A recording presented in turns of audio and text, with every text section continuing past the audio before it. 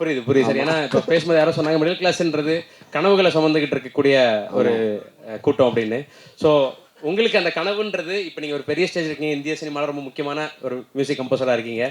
So நீங்க உங்களோட flashback டேஸ்ல உங்களுக்கான கனவுன்றது இருக்கும்ல மிடில் கிளாஸ்ன்ற என்னோட கனவு எப்பயுமே என்ன இருக்குன்னா, என்னோட பெஸ்ட் எக்ஸ்பீரியன்ஸ் எல்லாருக்குமே கிடைக்கணும்னு ஆசைப்படுறேன். இப்போ எனக்கு ஒரு ஹஸ்ல் இருந்தது.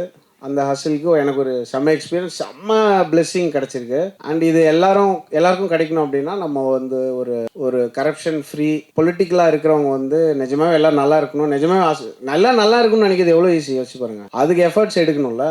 அது ரொம்ப ஈஸியாக எடுக்கலாம். இப்போ எனக்கு வந்து ஸ்ட்ராட்டஜிக்காகவும் என்ன பண்ணணும்னு தெரியும். ஒரு பெரிய மூவ்மெண்ட்டாக கிரியேட் பண்ணனால என்ன பண்ணும் ஆல்மோஸ்ட் எல்லாருக்குமே எனக்கு தெரியும். எல்லார் கையிலையும் உலகத்தோட எல்லா நாலேஜும் இருக்குது. ஸோ அந்த மாதிரி பொலிட்டிக்கலாக ஒரு பெரிய ஷிஃப்ட் வரணும்னு நான் ரொம்ப ஆசைப்பட்றேன். என்னோட ஆசை வந்து லாங் டேர்மில் வந்து எல்லாருக்கும் எனக்கு கிடைச்ச இந்த ஹாப்பினஸ் அண்ட் எக்ஸ்பீரியன்ஸ் கிடைக்கிறதுக்கு நம்ம ஒரு டூலாக இருக்கணும்னு நினைக்கிறேன். அவ்வளோதான். Super sir. ஸோ தொடர்ந்து எங்களை என்டர்டெயின் பண்ணிட்டே இருங்க. ஆமாம். ஸோ நீங்கள் படம் நமக்கு வந்து ஒன்றும் இல்லை, ஒரு நெக்ஸ்ட் 2-3 மாதத்துக்கு நம்ம எவ்வளோ வேணால் சாப்பிட்லாம் அப்படின்ற மாதிரி இருக்குது. அதுவே எவ்வளோ பெரிய லக்ஸரி தெரியுமா? அந்த அட்லீஸ்ட் அதாவது கிடைக்கணும் இல்லை எல்லாருக்கும். அதுக்கு நம்ம என்னால் முடிஞ்ச நம்ம என்னோட ஒர்க் பண்ணுற எல்லாருமே எங்கள் வீட்டை சுற்றி இப்போ பிரணவெலாம் எடுத்திங்கன்னா அந்த லெஃப்ட் ரோட்டில் போகிறீங்கன்னா பிரணவ் இருப்பான், அந்த செல்லை திபு இருந்தான். அதுதான் என்னுடைய ட்ரீம். அந்த ட்ரீம் ரியலைஸ் ஆகிட்டு இருக்கு ஃபாஸ்ட்டாக, which is happy. Super sir, super.